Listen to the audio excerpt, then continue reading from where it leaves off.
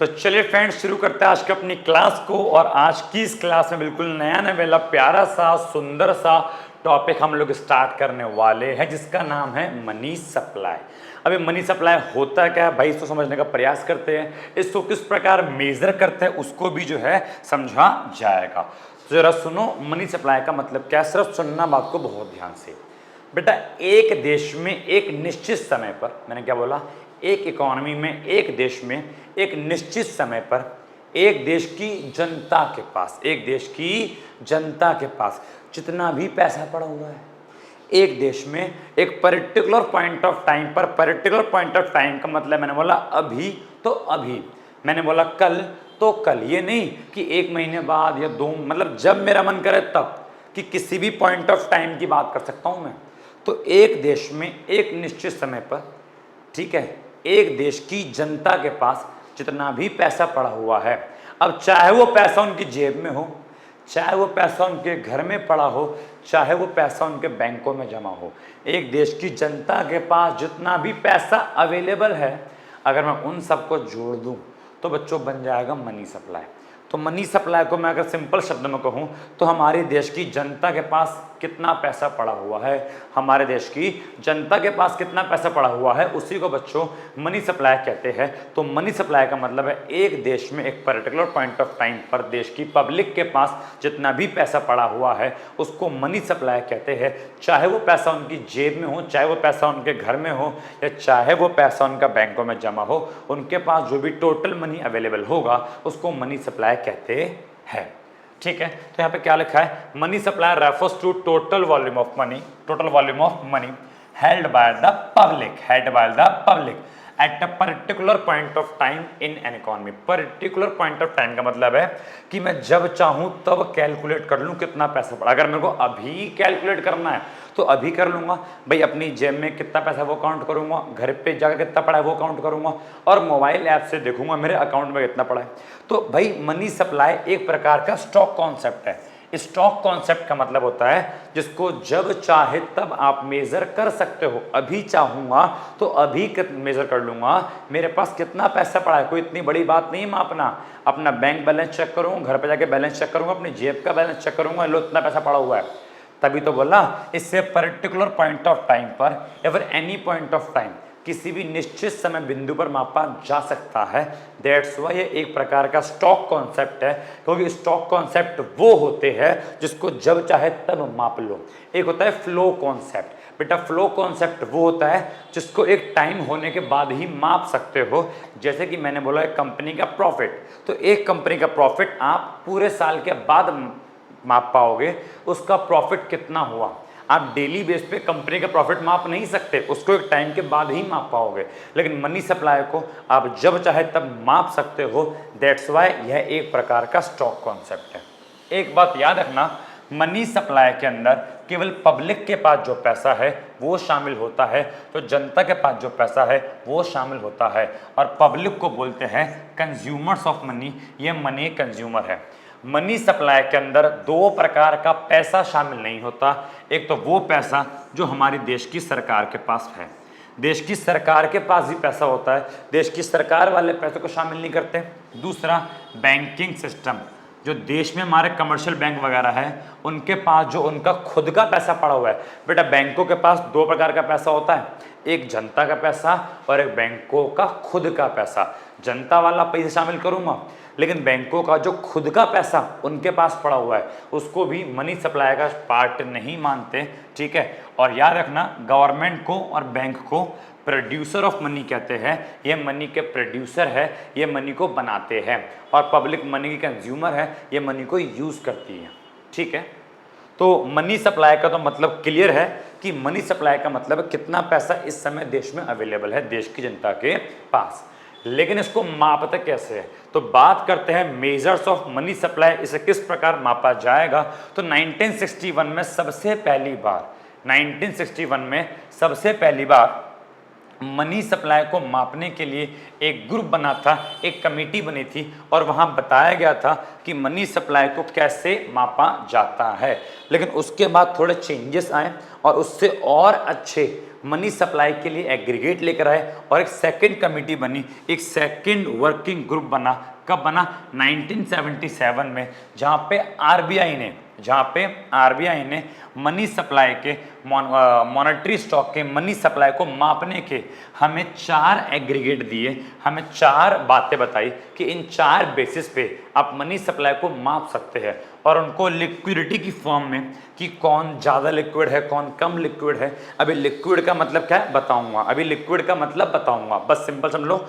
Liquidity की form में money supply को 4 अलग अलग एग्रीगेट में बांटा 1977 में। 1961 में, अगेन बोल रहा हूँ 1961 में जो मॉनेटरी ग्रुप, जो वर्किंग ग्रुप बनाया गया था और उसने जो कॉन्सेप्ट दिया मनी सप्लाई को मापने का, वो इतना अच्छा कॉन्सेप्ट नहीं था। इसलिए एक सेकंड मीटिंग हुई 1977 में जहाँ पे आरबीआई ने मनी सप्लाई को मापने के 4 एग्रीगेट दिए और उन 4 के नाम है M1, M2, M3 और M4। और ये लिक्विडिटी के आधार पे दिए कि M1 सबसे ज़्यादा लिक्विड है, M2 उससे कम लिक्विड, M3 उससे कम और M4 सबसे कम लिक्विड है। अभी लिक्विड क्या होता है इसको भी बताऊंगा, जरा पहले समझो अभी M1, M2, M3, M4 है क्या। M1 का है मनी सप्लाई को मापने का M1 मेथड कहता है कि मनी सप्लाई के अंदर केवल 1, 2, 3 चीज आती है। फिर M2 कुछ और कहता है, M3 कुछ और M4 कुछ और। तो मनी सप्लाई को मापने के अपने पास 4 मेजर जिनको आरबीआई ने दिया है। कब दिया? 1977 में दिया। M1 कहता है कि अगर देश में आपको मनी सप्लाई को मापना हो, देश में कितनी मनी सप्लाई है, तो एक काम कीजिए, सबसे पहला करेंसी विद पब्लिक, जनता के पास जो पैसा अवेलेबल है उसको उठाओ और जोड़ लो। और जनता के पास पैसा ये तो नोट की फॉर्म में होगा या कॉइन की फॉर्म में होगा। जनता के पास जितने भी नोट हैं और कॉइन है सबको जोड़ लो, करेंसी विद पब्लिक आ जाएगा। फिर उसके बाद बोला डिमांड डिपॉजिट विद बैंक। क्या बोला? Demand deposit with bank.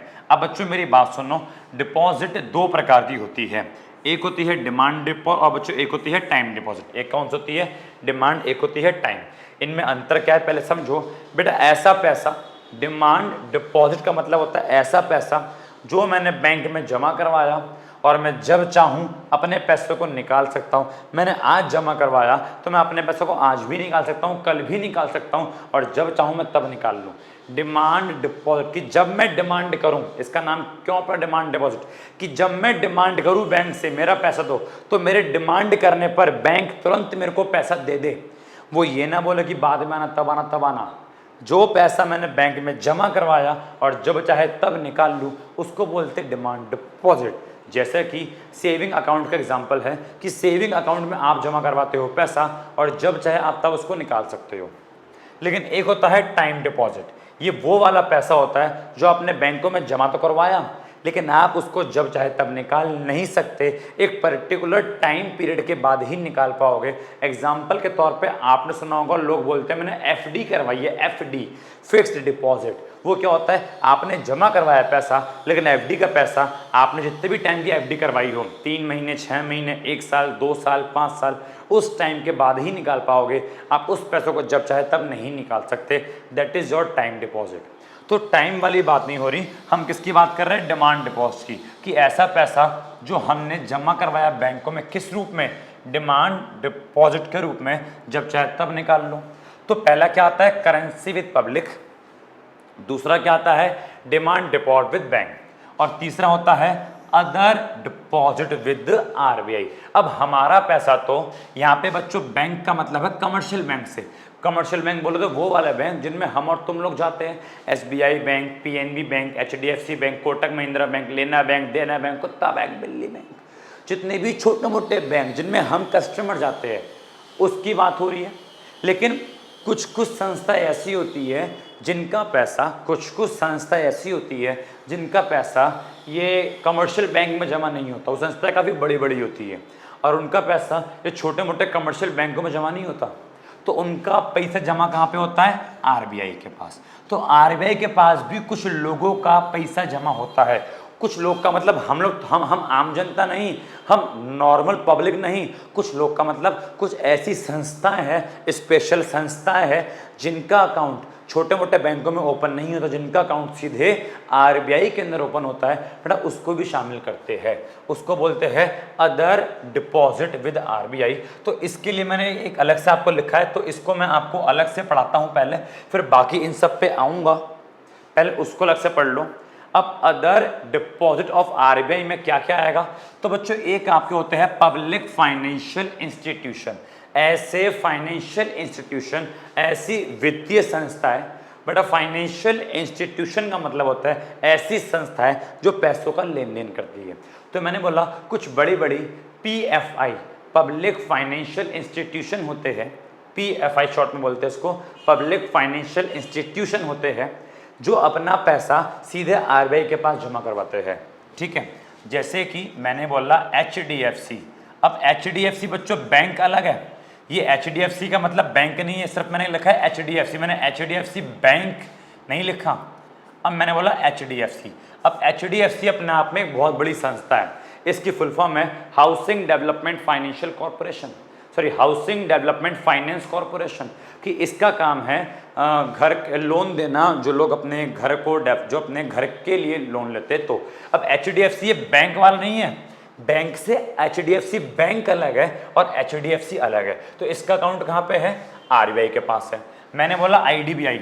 अब आईडीबीआई एक बैंक भी है, लेकिन ये बैंक वाला नहीं, दूसरा है ये मैं इसकी फुल फॉर्म है industrial development bank of India, जो इंडस्ट्रीज को लोन देते हैं, जो इंडस्ट्रीज को लोन देते हैं उसके डेवलपमेंट के लिए। तो बड़ी बड़ी संस्था है, इनका अकाउंट आरबीआई के पास होता है, तो इसका भी शामिल होगा पैसा M1 के अंदर।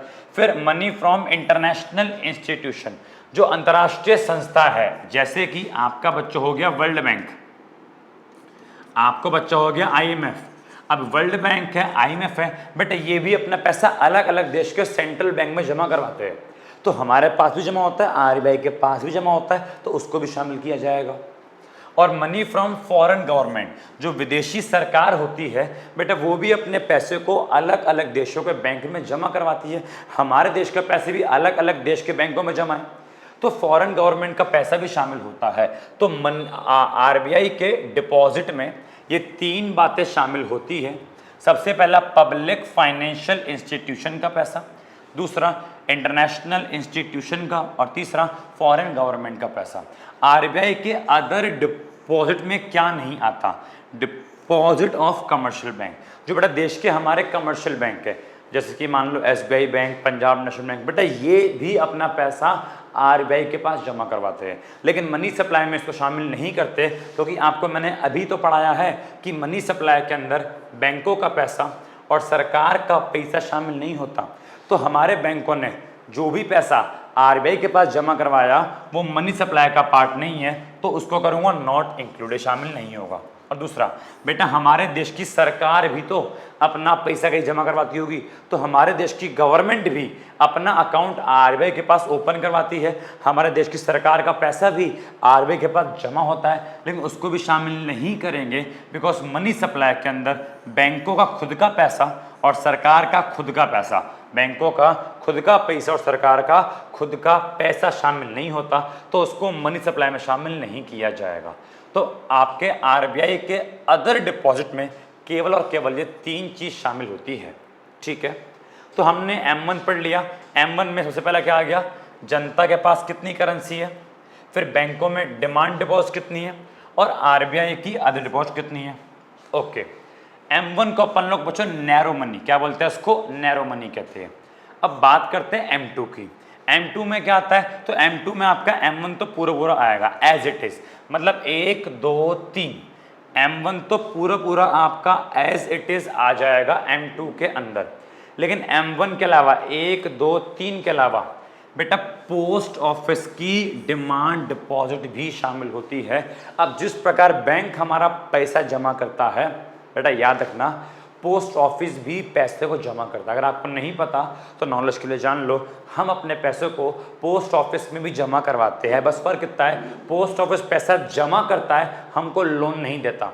बैंक हमारा पैसा जमा भी करता है, हमको लोन भी देता है, लेकिन पोस्ट ऑफिस केवल पैसे जमा करता है।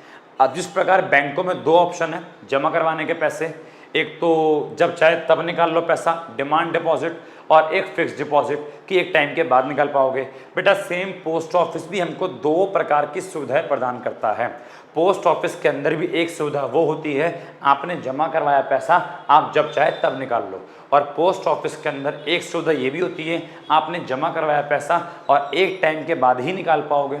तो यहाँ पे बात किसकी हो रही है, यहाँ बात हो रही है पोस्ट ऑफिस के डिमांड डिपॉजिट की, कि पोस्ट ऑफिस का वो वाला पैसा जिसको आप जब चाहे तब निकाल लो। तो M1 के अंदर अगर आप पोस्ट ऑफिस का डिमांड डिपॉजिट भी शामिल कर दोगे तो आपका बन जाएगा M2, और M2 को अपन लोग बच्चों लिक्विड मनी भी कहते हैं। फिर बात करते हैं M3 की। अब M3 में क्या आता है, तो अगेन M1 आ गया। अब यहाँ पे M1 है, M2 नहीं है, अगेन M1 चल रहा है। तो M1 आपका अगेन आ गया, ऊपर की 1 2 3 चीज दोबारा आ गई M1 के अंदर, करेंसी विद पब्लिक, दूसरा डिमांड डिपॉजिट DD, और तीसरा अदर डिपॉजिट। ये तीन आपका आ गया M1 के अंदर। अब चौथा क्या आ गया, time deposit of bank. Time deposit of bank का मतलब ऐसा पैसा जो हमने बैंकों में जमा करवाया लेकिन एक टाइम के बाद ही निकाल पाऊंगा। एग्जाम्पल के तौर पे FD वाला पैसा, तो FD वाला पैसा कहाँ पे आएगा आपका M3 में आएगा, बाकी सारा सेम है। इसको अपन लोग बच्चों ब्रॉड मनी भी कहते हैं। क्या बोलते हैं इसको, ब्रॉड मनी। और बात करें अगर M4 की, तो M4 में क्या आता है, एक तो आपका आएगा M3 एज इट इज, ये पूरा आ जाएगा आपका M3, और फिर लिखा है all deposit with post office.